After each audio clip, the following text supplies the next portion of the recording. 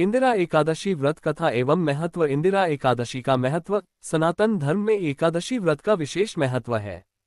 प्रत्येक वर्ष में 24 एकादशियां होती हैं, जिनमें से प्रत्येक का अपना अलग अलग महत्व और विधि होती है।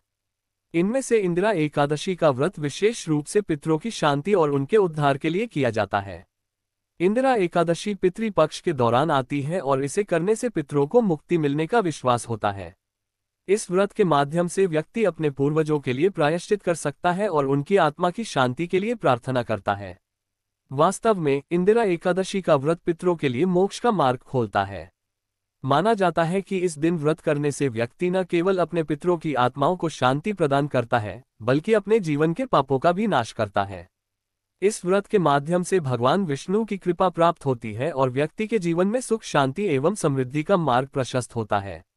इंदिरा एकादशी व्रत कथा। पुराणों में वर्णित इंदिरा एकादशी की कथा के अनुसार एक समय की बात है जब सत्ययुग में महिष्मती नगर में राजा इंद्रसेन का राज्य था। वे एक धर्मात्मा और न्यायप्रिय राजा थे। एक दिन राजा अपने दरबार में बैठे हुए थे कि अचानक आकाशवाणी हुई। आकाशवाणी में बताया गया कि राजा इंद्रसेन के पिता को यमलोक में पापों का दंड भोगना पड़ रहा है। उन्हें मोक्ष प्राप्त नहीं हो पा रहा है क्योंकि उन्होंने अपने जीवन काल में कुछ पाप किए थे। ये सुनकर राजा इंद्रसेन को बहुत दुख हुआ और उन्होंने अपने पिताजी को मोक्ष दिलाने का संकल्प लिया। इसके बाद राजा ने तपस्या प्रारंभ की और भगवान विष्णु का ध्यान करते हुए उनका आह्वान किया। भगवान विष्णु ने प्रकट होकर राजा इंद्रसेन से कहा कि यदि तुम इंदिरा एकादशी का व्रत पूरी श्रद्धा और नियमों के साथ करोगे तो तुम्हारे पिताजी को मोक्ष प्राप्त होगा। भगवान ने राजा को बताया कि इंदिरा एकादशी के दिन व्रत करने से पितरों के पाप समाप्त हो जाते हैं और उन्हें यमलोक से मुक्ति मिल जाती है।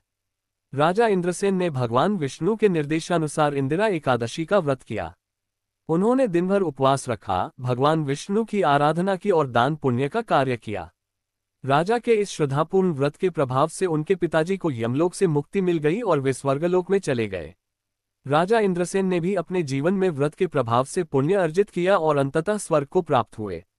व्रत की विधि। इंदिरा एकादशी व्रत की विधि भी अन्य एकादशियों की तरह ही होती है, लेकिन इसमें पितरों की शांति के लिए विशेष अनुष्ठान और प्रार्थनाएं की जाती हैं।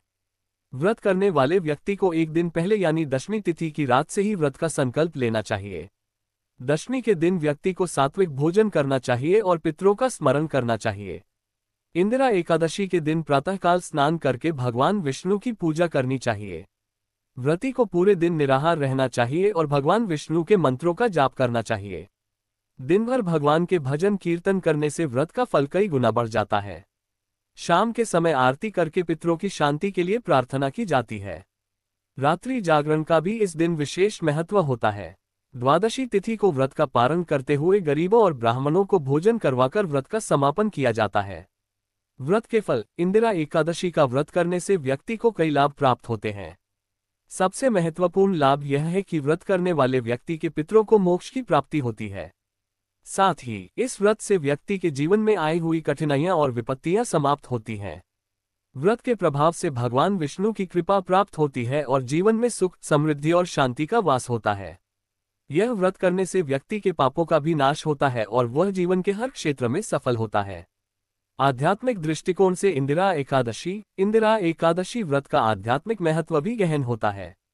इस व्रत के माध्यम से व्यक्ति अपनी आत्मा की शुद्धि करता है और परमात्मा से जुड़ने का प्रयास करता है। व्रत के समय की गई साधना और तपस्या से व्यक्ति के मन और आत्मा की शुद्धि होती है और उसे जीवन के वास्तविक उद्देश्य का ज्ञान होता है। पितरों की आत्मा की शांति के साथ साथ व्रत करने वाले की आत्मा भी शुद्ध होती है, जिससे उसे अपने जीवन के लक्ष्य को प्राप्त करने में मदद मिलती है। संक्षेप में, इंदिरा एकादशी व्रत न केवल पितरों की शांति के लिए बल्कि स्वयं की आत्मिक उन्नति के लिए भी अत्यंत महत्वपूर्ण होता है। यह व्रत व्यक्ति को मोक्ष के मार्ग पर अग्रसर करता है और जीवन के हर पहलू में उसे सफलता प्रदान करता है।